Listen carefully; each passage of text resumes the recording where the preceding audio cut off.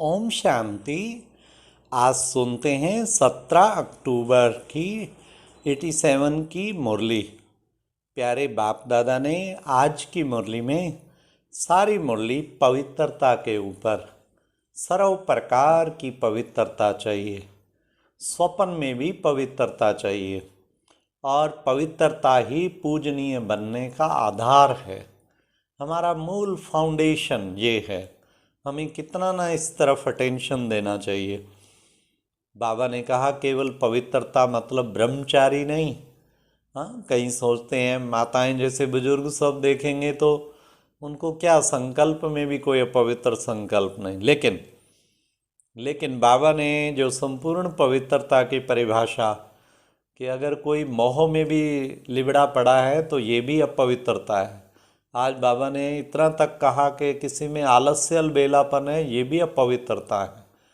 कोई भी विकार है, अवगुण देखने की दृष्टि बार बार है, ये भी अपवित्रता है। संपूर्ण पवित्रता माना किसी भी विकार का अंश, और वो भी स्वपन तक भी ना हो। तो आओ सुनते हैं बाबा की मुरली 17 अक्टूबर 87 की। आज की मुरली में 4 क्वेश्चन है। नंबर 1, विशेष कौन सी धारणा के आधार पर नंबरवार बनते हैं। नंबर 2, संपूर्ण पवित्रता की क्या परिभाषा है।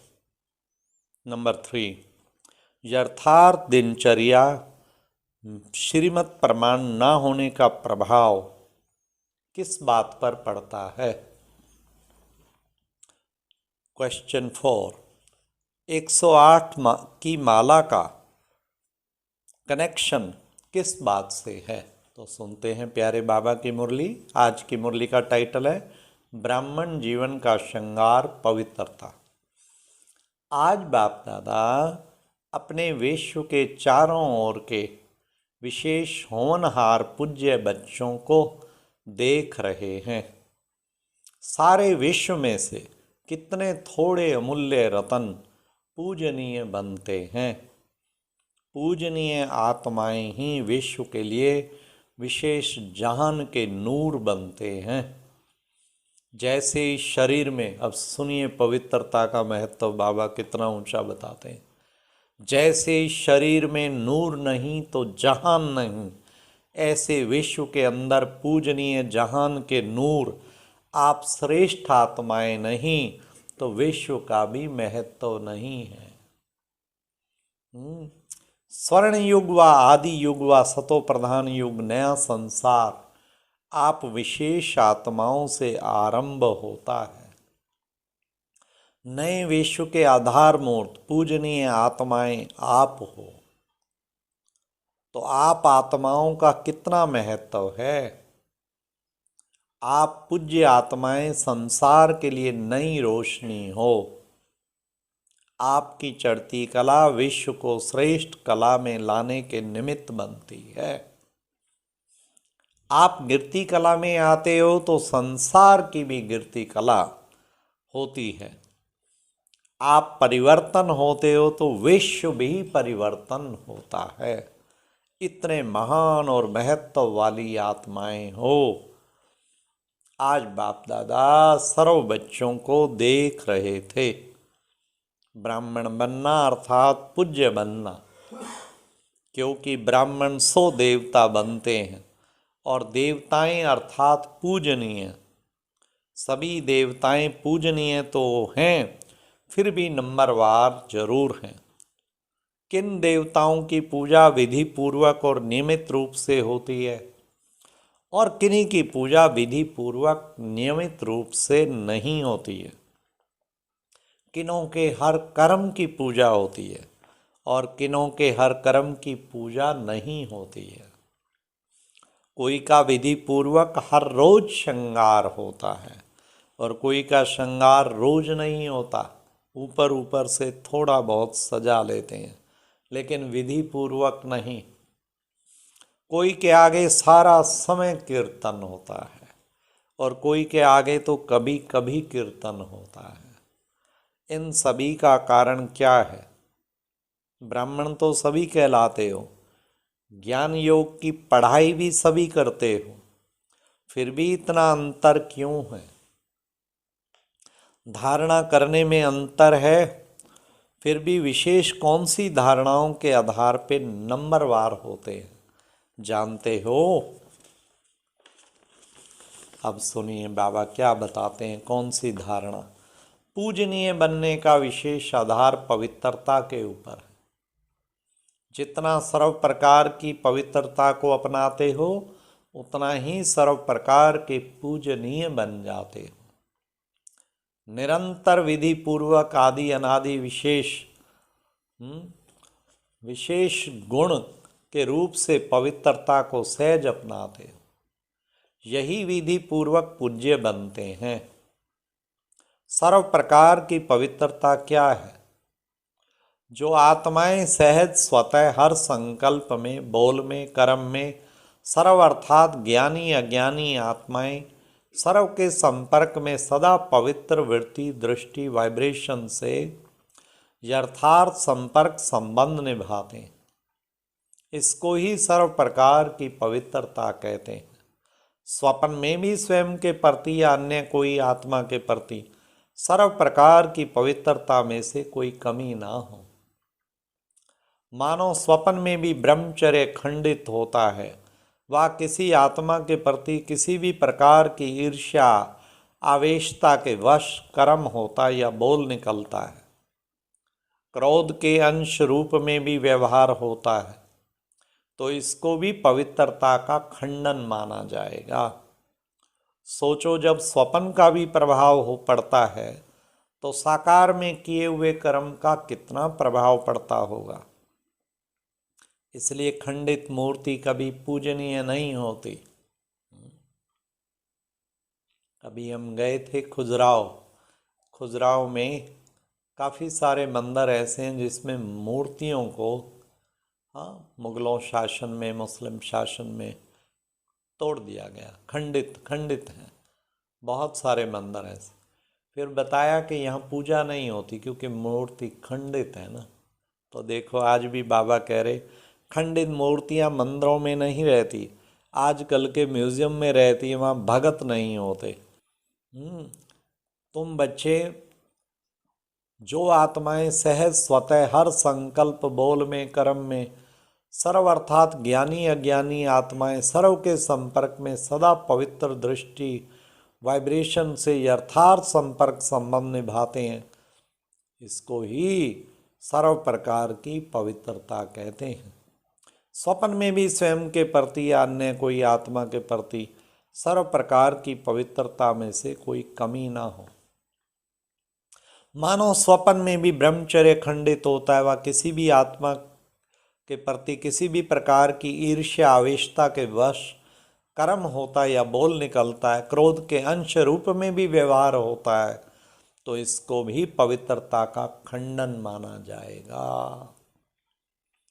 हाँ, सोचो, जब स्वप्न का भी प्रभाव पड़ता है तो साकार में किए हुए कर्म का कितना प्रभाव पड़ता होगा। इसलिए खंडित मूर्ति कभी पूजनीय नहीं होती। खंडित मूर्तियाँ मंदिरों में नहीं रहती, आजकल के म्यूजियम में रहती हैं, वहाँ भक्त नहीं होते। सिर्फ यही गायन होता है कि बहुत पुरानी मूर्तियाँ हैं, बस। उन्होंने स्थूल अंगों के खंडित को खंडित कह दिया है, लेकिन वास्तव में किसी भी प्रकार के पवित्रता में खंडन होता है तो पूज्य पद से खंडित हो जाते हैं। ऐसे चारों प्रकार की पवित्रता में खंडन होता है तो ये पूज्य पद से खंडित हो जाते हैं। तो ऐसे ही चारों प्रकार की पवित्रता विधि पूर्वक है तो पूजा भी विधि पूर्वक होती है। मन, वाणी, कर्म, संबंध, संपर्क आ जाता है। कर्म में संबंध, संपर्क भी आ जाता है। और स्वप्न में पवित्रता, इसको कहते हैं संपूर्ण पवित्रता। कई बच्चे अलबेलेपन में आने के कारण चाहे बड़ों को चाहे छोटों को इस बात में चलाने की कोशिश करते हैं कि मेरा भाव बहुत अच्छा था लेकिन बात निकल गया, वह मेरी एम ऐसी नहीं थी लेकिन हो गया। या कहते हैं कि हंसी मजाक में कह दिया अथवा कर लिया, यह भी चलाना है। इसलिए पूजा भी चलाने जैसी ही होगी। यह अलवेलापन संपूर्ण पूज्य स्थिति में नंबर 1 बना देता है। यह भी अपवित्रता के खाते में जमा होता है। सुनाया ना, पूजा पवित्र आत्माओं की निशानी यही है। उनको चारों प्रकार की पवित्रता स्वाभाविक, सहज और सदा होगी। उनको सोचना नहीं पड़ेगा, लेकिन पवित्रता की धारणा स्वतः ही यथार्थ संकल्प, बोल और कर्म और स्वप्न लाती है। यथार्थ अर्थात एक तो युक्ति युक्त, दूसरा यथार्थ अर्थात हर संकल्प में अर्थ होगा, बिना अर्थ नहीं होगा। ऐसा नहीं कि ऐसे में बोल दिया, निकल गया, कर लिया, हो गया। ऐसी पवित्र आत्मा सदा हर कर्म में अर्थात दिनचर्या के हर कर्म में यथार्थ युक्ति युक्त रहती है। इसलिए पूजा भी उनके हर कर्म की होती है, अर्थात पूरी दिनचर्या की होती है। उठने से लेकर सोने तक भिन्न भिन्न कर्म के दर्शन होते हैं। आज ब्राह्मण जीवन की बनी हुई दिनचर्या प्रमाण कोई भी कर्म यथार्थ व निरंतर नहीं करते तो उसके अंतर के कारण पूजा में भी अंतर पड़ेगा। मानो कोई अमृत वेले उठने की दिनचर्या में विधि पूर्वक नहीं चलते तो पूजा में भी उनके पुजारी भी उसी विधि से नीचे ऊपर करते हैं, अर्थात पुजारी भी समय पर उठकर पूजा नहीं करेगा, जब आया तब कर लेगा।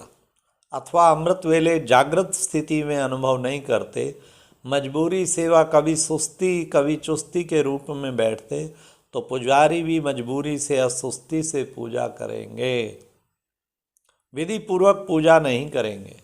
ऐसे हर दिनचर्या के कर्म का प्रभाव पूजनीय बनने में पड़ता है। विधि पूर्वक ना चलना, कोई भी दिनचर्या में ऊपर नीचे होना, यह भी अपवित्रता के अंश में गिनती होता है, क्योंकि आलस्य और अलवेलापन भी विकार है। जो यथार्थ कर्म नहीं है वह विकार है, तो अपवित्रता का अंश हो गया ना।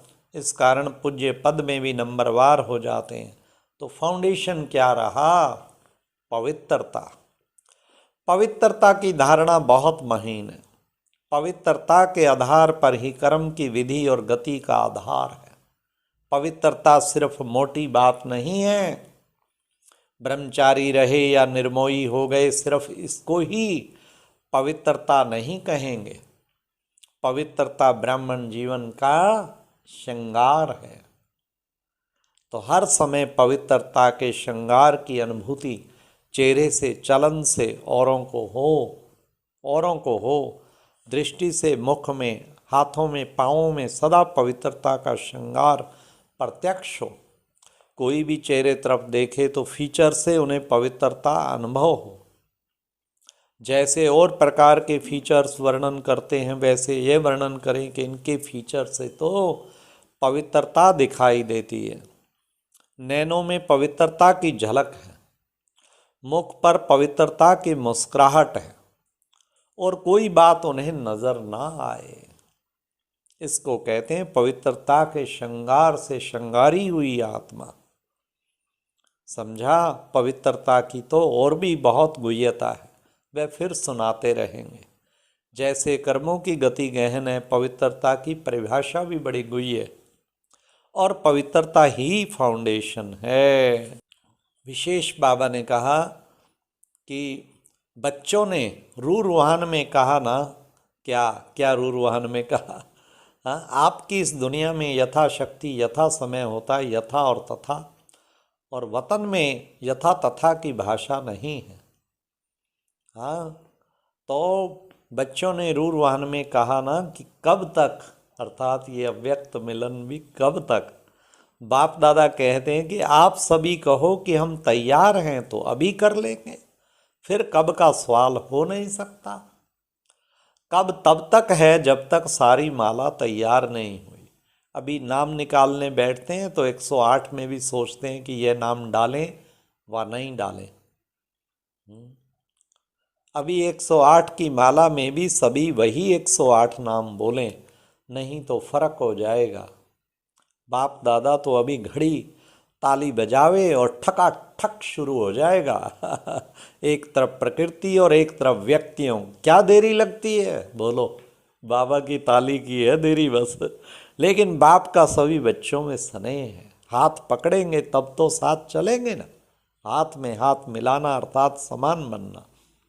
आप कहेंगे सभी समान अथवा सभी तो नंबर 1 बनेंगे नहीं, लेकिन नंबर 1 के पीछे नंबर 2 होगा। अच्छा बाप समान नहीं बने, लेकिन नंबर 1 दाना जो होगा वह समान होगा, तीसरा 2 के समान होगा, चौथा 3 के समान होगा। ऐसे तो समान बने तो 1 2 के समीप होते होते माला तैयार हो। ऐसी स्टेज तक पहुंचना अर्थात समान बनना। 108 तैयार हो जाएगी, नंबरवार तो होना ही है, समझा। बाप तो कहते अभी कोई है गारंटी करने वाला कि हाँ सब तैयार है। बाप दादा को तो सेकंड लगता, दृश्य दिखाते थे ना, ताली बजाई और परियां आ गई। अच्छा, चारों ओर के परम पूज्य श्रेष्ठ आत्माओं को, सर्व संपूर्ण पवित्रता के लक्ष्य तक पहुंचने वाली तीव्र पुरुषार्थी आत्माओं को, सदा हर कर्म में विधि पूर्वक कर्म करने वाले सिद्धि स्वरूप आत्माओं को, सदा हर समय पवित्रता के श्रृंगार में सजी हुई विशेष आत्माओं को बाप दादा का स्नेह संपन्न याद प्यार स्वीकार हो।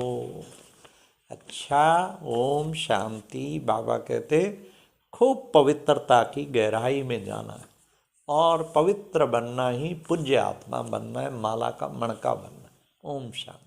और अब यह एक बहुत अच्छी वीडियो भी जरूर देखें।